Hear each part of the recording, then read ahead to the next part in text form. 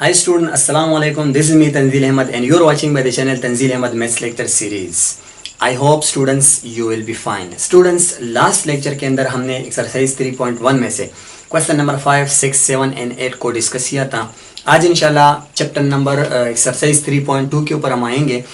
और एक्सरसाइज 3.2 से पहले अगर मैं आपको ये बताऊं कि थर्ड मीन क्या है, फोर्थ मीन क्या है एंड कंटिन्यू प्रोपोर्शन क्या है, तो फिर आप बहुत आसानी से इंशाल्लाह समझ जाओगे। तो students, let me get start. सबसे पहले मैं आपको कंटिन्यू प्रोपोर्शन के बारे में बता दूं। कंटिन्यू प्रोपोर्शन क्या है? Exercise 3.2 lecture number 4 chapter number 3 में से, और ये है कंटिन्यू प्रोपोर्शन। आज इसी को लेके हम पढ़ेंगे, कंटिन्यूड प्रोपोर्शन। ठीक है, कंटिन्यू प्रोपोर्शन। तो कंटिन्यू प्रोपोर्शन क्या है? अगर आपके पास में कोई 3 नंबर्स है, अगर आपके पास में कोई 3 नंबर्स है, तो फिर वो 3 नंबर्स में आपस में कंटिन्यू प्रोपोर्शन में होंगे इफ क्या? थोड़ा सा गौर करें। हमारे पास में कोई 3 नंबर्स है ए बी सी। मान लो कि हमारे पास में ये 3 नंबर्स है या कोई 3 क्वांटिटीज है, तो these 3 quantities are said to be in continue proportion if the ratio of A B यानी the first and the second is equal to the ratio of the second and the third.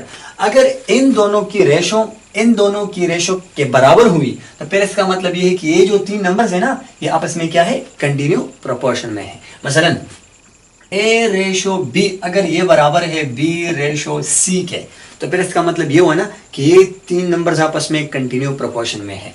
अच्छा, थोड़ा सा और भी मैं आपको इसको A by B is equal to B divide by C, by cross multiplication A C is equal to B square, तो फिर or B square which is equal to A सी।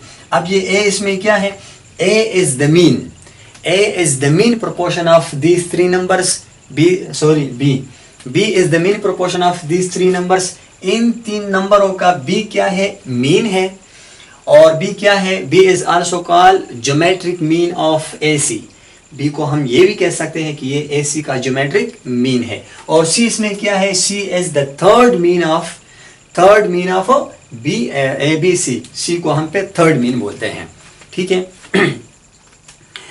तो स्टूडेंट्स, फिर इसके बाद में आपको मैं ये भी बताऊं, सी इज द थर्ड प्रोपोर्शन। सी को हम क्या बोलते हैं? Third proportion.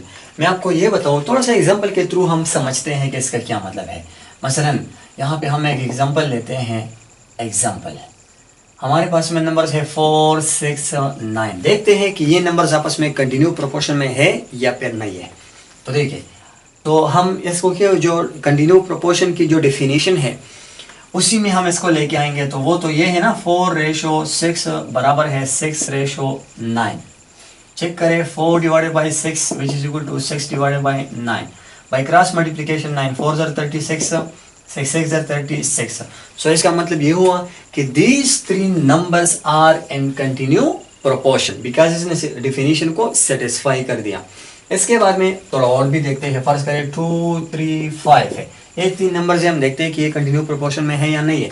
तो देखिए 2:3 is equal to 3:5। 2 divide by 3 is equal to 3 divide by 5 by cross multiplication 5 2 10 3 3 9। तो क्या 10 9 के बराबर है? नो, बराबर नहीं है।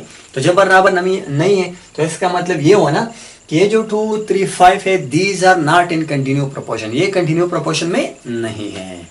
तो स्टूडेंट्स, आप पे समझिए कि मीन क्या होता है। जो दरमियानी वाला नंबर होता है ना, उसको मीन बोलते हैं, और जो आखिरी नंबर होता है उसको क्या बोलते हैं?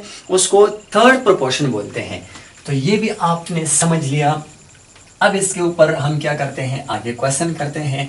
सो देखते हैं स्टूडेंट्स कैसे हम इसके ऊपर क्वेश्चन करते हैं। एक्सरसाइज 3.2 का जो पहला क्वेश्चन है वो क्या है? Which of the following quantities are in continue proportion. बताइए कि इनमें से जो नीचे 3 क्वांटिटीज हर एक क्वेश्चन के अंदर, हर एक पार्ट के अंदर गिवन है, इनमें से कंटिन्यू प्रोपोर्शन कौन सा है? तो आपने क्या करना है? आपने चेक करना है। यही डेफिनेशन जो मैंने आपको लिखवाई है। तो चलो, एक मैं करूँगा, बाकी आप खुद ही कर लें। क्वेश्चन नंबर 1 और पार्ट नंबर 1 करूँ, 2 करूँ, जो भी आप, अभी आप कह तो नहीं सकते ना, वरना मैं बोल देता कि जो आप कहीं मैं वही करा दूँ। तो ये है 4 12 36, ये पार्ट नंबर फर्स्ट है। 3 12 36। ठीक मैंने लिखा है 4 12 36 है, 4 12 36। देखते हैं कि ये कंटिन्यू प्रोपोर्शन में है या नहीं है। तो बस वही बात 4:12 which is equal to 12:36। So 4/12 which is equal to 12/36 by cross multiplication। 4 6 are 24, 4 3 are 12 और 14, 12 12 are 144। इसका मतलब कि these three numbers are in continue proportion। इसका जो दूसरा क्वेश्चन है, find the mean proportion of 12, 3। Question number 2 है, फाइंड मीन प्रोपोर्शन ऑफ 12, 3। 12 और 3 का मीन फाइंड करो। मीन कि वो जो दरमियानी वाला यानी बी, ये दरमियानी वाला जो नंबर होता है उसी को फाइंड करो। अब वो तो यहाँ पर है नहीं, यहाँ पे तो नंबर ही 2 है। तो हम क्या करें, मैं यहाँ पे सपोजिशन करूंगा, late x be the mean। x क्या है, x be the mean proportion of 12, 3, 12 and 3। ठीक है, तो अगर ये इसी का मीन प्रोपोर्शन है तो फिर इसका मतलब ये हुआ ना कि 12, x, 3। फिर मैं इसको इस तरह लिखूं, now according to continue proportion. फिर कंटिन्यू प्रोपोर्शन में तो इसको इस तरह मैं लिख सकता हूँ ना, 12:x which is equal to x/3। ठीक है, बाई कंटिन्यू प्रोपोर्शन मैंने इसको इस तरह लिखा। Now 12 divided by x which is equal to x divided by 3। मुझे क्या फाइंड करना है, मुझे मीन फाइंड करना है। मीन वो जो x, यहाँ पे जो x को मैंने सपोज किया है ये मुझे चाहिए। अब x² और 12 36, मुझे तो x चाहिए, x² तो मुझे नहीं चाहिए। तो मैं क्या करूंगा, taking square root on both side. ये तो x² है ना, 36 को भी अगर मैं 6² कर दूं, taking square root on both side, तो कैंसिल। तो x इज इक्वल टू 6। आपके पास में मेन क्या आया, 6 आया। अब थोड़ा सा अगर आप इसको चेक करना चाहते हैं, अगर इसी बात को आप वेरीफाई करना चाहते हैं, तो आप क्या करें, 12, 6 और 3 चेक करें क्या ये इसका मीन है। अगर है तो इसका मतलब कि ये इसी बात को सेटिस्फाई करेगा। ये जो कंटिन्यू प्रोपोर्शन की डिफिनीशन है, यानी 12/6 बराबर है 6 डिवाइड बाई 3। तो देखिए 12 3 are 36 और 6 6 are 36। ऑफ कोर्स डेफिनेटली ये क्या है, मीन है। अगर ये मीन ना होता तो ये डिफिनीशन सेटिस्फाई ना कर जाता, इसने सेटिस्फाई कर लिया तो इसका मतलब कि ये मीन है।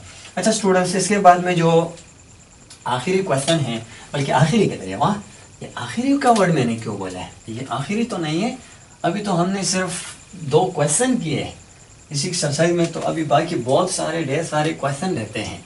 तो हम क्या करते हैं, मैं कोशिश करूंगा कि मैं मैक्सिमम क्वेश्चन मैं ही करवा दूं आपको। स्टूडेंट्स, क्वेश्चन नंबर 3 जो है, F15:5:15:x are in continue proportion, find the value of x। अगर ये 3 नंबर्स कंटिन्यू प्रोपोर्शन में हैं तो फिर यहाँ में से x की वैल्यू फाइंड करें। क्या है क्वेश्चन नंबर 3। अच्छे से आपने ठंडे दिमाग से क्वेश्चन को समझना है, फिर उसको आपने क्या करना है, सॉल्व करना है।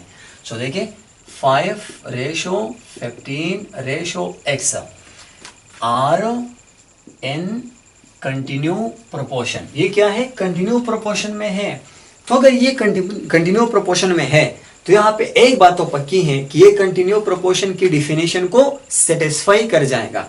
तो देखिए वो कंटिन्यू प्रोपोर्शन की डिफिनीशन क्या है, या फिर आप लिखे by continue proportion definition, def. ठीक है, वो क्या है, वो ये है 5 divided by 15 which is equal to 15 divided by x। Now by cross multiplication 5x and 15 256। ठीक है, अब मुझे तो x चाहिए ना, तो x मुझे कैसे चाहिए, मुझे अज़ा चाहिए। तो मैं क्या करूँगा, तो देखिए x which is equal to 256 divided by 5 पे आप मल्टीप्लाई उधर जाए, डिवाइड में चला जाएगा। x इज इक्वल टू, अच्छा आप क्या करें, आप इसको मैं कर दूँ, ये क्या है, ओ माय गॉड किधर चला गया यार, मेरे से तो मोबाइल से ये गायब हो गया।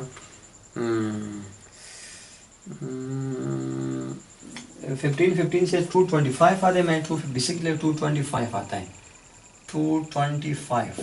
ठीक है, अच्छा अब क्या करें, 225 को जब फिर अभी तो आसान है, 5 4 ज़र 20 और 5 5 ज़र 25, तो x इज इक्वल टू 45।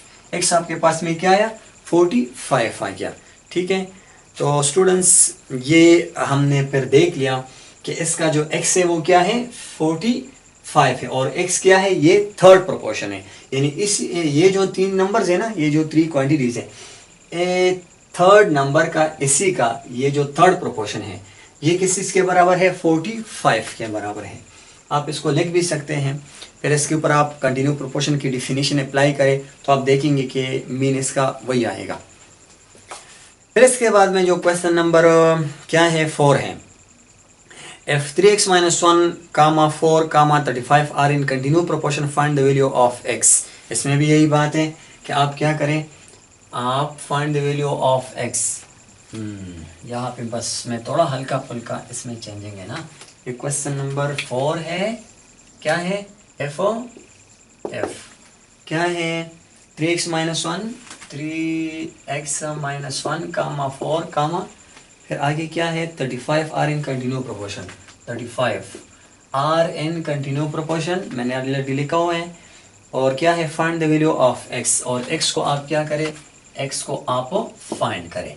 तो स्टूडेंट्स अगर ये कंटिन्यू प्रोपोर्शन में है तो इसका मतलब कि ये कंटिन्यू प्रोपोर्शन की जो डिफिनीशन है वो सेटिस्फाई कर जाएगा। तो क्या है, 3x minus 1 ratio 4 which is equal to 4 ratio 35।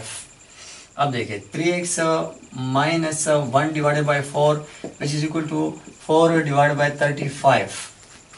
तो देखिए by cross multiplication 35 into 3x minus 1 which is equal to 4 into 4, 35 3 5 ज़र 15 3 3 ज़र 9 105 हो गया, x माइनस 35 1 35 और 4 ज़र 16। मुझे x चाहिए, x मुझे आज़ाद चाहिए, तो धीरे धीरे इसको मैं क्या करूँगा, आज़ाद करूँगा। तो देखिए 105 विच इज इक्वल टू 16, यहाँ पे माइनस और उधर जाके प्लस में चला जाएगा। सो देखिए 105 विच इज इक्वल टू 5 और 6 11 4015। ठीक है, तो आपके पास में 16 और 35 से क्या आ गया, 51 आ गया। मुझे क्या चाहिए, मुझे तो x चाहिए ना, ये जो x है ये मुझे चाहिए। तो 105 इसके साथ मल्टीप्लिकेशन में है तो उधर जाएगा, डिवाइड में चला जाएगा। तो देखिए x which is equal to 151 नहीं सिर्फ 51 है, डिवाइडेड बाई 105। तो x is equal to 51 divide by 105 से क्या आता है, 51 डिवाइड बाई 105 इससे आता है ये क्या आता है 0.48 इससे आता है 0.48। और क्या इसका आंसर यही है 3.2 में से जो क्वेश्चन नंबर 4 है। थोड़ा सा चेक कर लेते हैं यार, मुझे तो शक पड़ गया इतना छोटा आंसर। हाँ ये क्या है 3.2 में से क्वेश्चन नंबर क्या है 4, ये 17 डिवाइड बाई 35 आता है यार। 17 डिवाइड बाई 35 चेक करते हैं, 17 डिवाइड बाई 35, हाँ तो ये ठीक है ना, 17 डिवाइड बाई 35 एक ही आंसर है। यानी यहाँ पे कैंसलेशन इन्होंने करी है और यहाँ पे हमने कैंसलेशन नहीं किए, सही है। अच्छा तो इसके बाद में स्टूडेंट्स आप क्या करें, ये x की वैल्यू आ गई है। इसके बाद में जो क्वेश्चन नंबर 5 है वो क्या है, find the mean proportion of a square minus B square and a plus B divide by a minus B. चलो इसको भी लेके करते हैं ताकि ज़्यादा से ज़्यादा क्वेश्चन में ही आपको करवा दूँ। अच्छा ये है find the mean proportion of question number 5, find the mean proportion of a square minus B square comma a plus B divide by a minus B. इन दो नंबर्स का आप क्या फाइंड करें, मीन फाइंड करें। तो आप क्या करें, let x be the mean, x इसमें क्या है, मीन है। तो फिर according to the definition a square minus B square comma x comma a plus B divided by a minus B. ठीक है, by continuous proportion a square minus b square ratio x which is equal to x ratio a plus b divided by a minus b। Continue proportion के definition के according तो फिर A square minus B square divided by X हो गया, और is equal to ये क्या है, X divided by A plus B divided by A minus B, ये हो गया ना। अब स्टूडेंट गौर करें हम कैसे इसको मल्टीप्लाई करते हैं। बाई क्रॉस मल्टीप्लिकेशन अगर मैं यहाँ पे आपको करवा दूँ तो अच्छा रहेगा ना, वहाँ पे तो जगह नहीं है, तो जगह न होने की वजह से इसको मैं यहाँ पे करवाऊँगा। और ख़बरदार ये क्वेश्चन नंबर 5 है, सही, क्वेश्चन नंबर 5। देखिए बाई क्रॉस एक्स एक्सर, ये तो एक्स स्क्वायर आ जाएगा, और ये क्या है, A square minus B square and two, वहाँ पे क्या है, A plus B divided by A minus B by cross multiplication. तो स्टूडेंट्स क्या करें, A square minus B square बराबर है A plus B into A minus B, मैंने फार्मूला खोला, और ये ऊपर जो है A plus B divide by A minus B, ये है, ये ए माइनस बी तो कैंसिल, हमारे पास में ए प्लस बी ये वाला और ए प्लस बी ये भी रह गया। अब ए प्लस बी अगर मैं होल स्क्वायर कर दूँ तो, और ये क्या है, तो एक्स स्क्वायर है ना, taking square root on both side, तो कैंसिल कैंसिल, तो एक्स आपके पास में ए प्लस बी आ गया। अगर आप यहाँ पे प्लस माइनस लिखते हैं तो भी आपकी मर्जी। तो इसका मीन पेयर क्यों है, ए प्लस बी, यानी मीन प्रोपोर्शन। सो स्टूडेंट्स, उम्मीद करता हूँ कि आज का लेक्चर भी आपने एंजॉय किया होगा और आपने अंडरस्टैंड कर लिया होगा। फिर भी अगर आपके जहन में कोई क्वेश्चन, कोई सवाल बन रहा है, so I have told you many times कि आप मुझसे कमेंट सेक्शन में ज़रूर पूछा करें, इंशाल्लाह मैं आपको बता दिया करूँगा। Wish you all the best, see you in the next lecture. अस्सलाम वालेकुम व रहमतुल्लाह।